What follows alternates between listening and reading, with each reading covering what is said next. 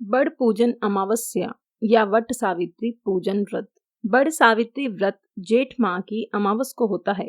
इसमें त्रयोदशी से 3 दिन तक उपवास रखते हैं, हवन किया जाता है तथा बड़ की पूजा की जाती है।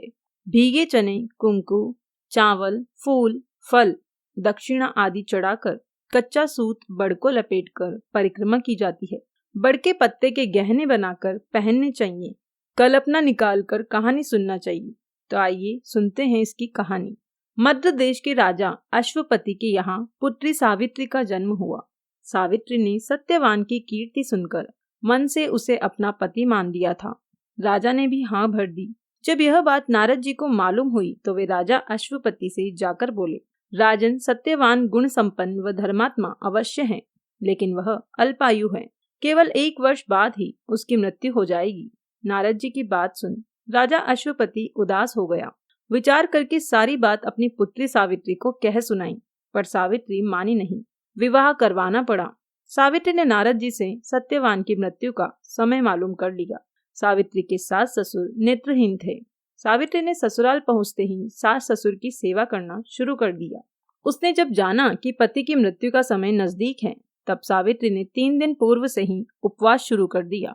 मृत्यु के दिन नित्य की भांति सत्यवान लकड़ी काटने जाने लगा। तब सावित्री भी सास ससुर की आज्ञा से सत्यवान के साथ चली गई। सावित्री जंगल में जाकर लकड़ी काटने लगी और सत्यवान एक पेड़ की छांव में सो गया।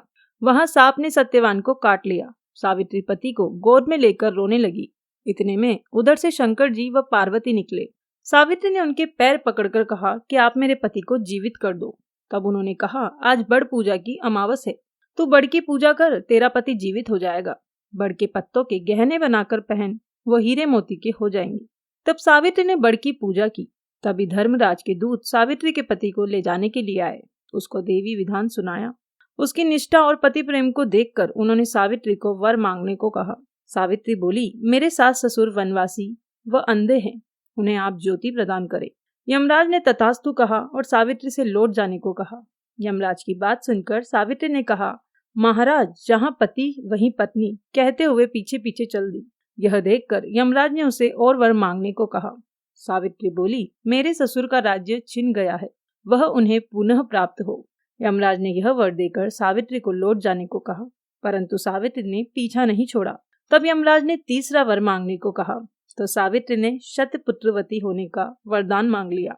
यमराज ने बोला, तथास्तु। सावित्री फिर भी पीछे पीछे चली। तो यमराज बोले, अब क्या चाहती हो? सावित्री बोली, मुझे पुत्रवती होने का वचन देकर आप मेरे पति को तो लिए जा रहे हो। तब यमराज को अपनी भूल ज्ञात हुई तथा वचन रखने के लिए सत्यवान के प्राण वापस कर दिए। सावित्री उस बड़ के पेड़ के पास आई जहाँ उनके पति का मृत शरीर पड़ा था। उसमें जीवन का संचार हुआ तथा सत्यवान उठकर बैठ गया और घर आकर देखा तो माता पिता को भी दिव्य ज्योति वाला व राज वैभव युक्त पाया। इसके बाद सत्यवान सावित्री ने 100 पुत्रों के साथ चिरकाल तक अखंड सौभाग्य व राज्य सुख को प्राप्त किया। जिस तरह सावित्री को पुत्र सुख व अखंड सौभाग्य दिया, भगवान वैसा सभी को दे। अगर आपको वीडियो पसंद आया तो प्लीज इसे लाइक, कमेंट और शेयर करें और मेरे चैनल को सब्सक्राइब करना ना भूलें। धन्यवाद।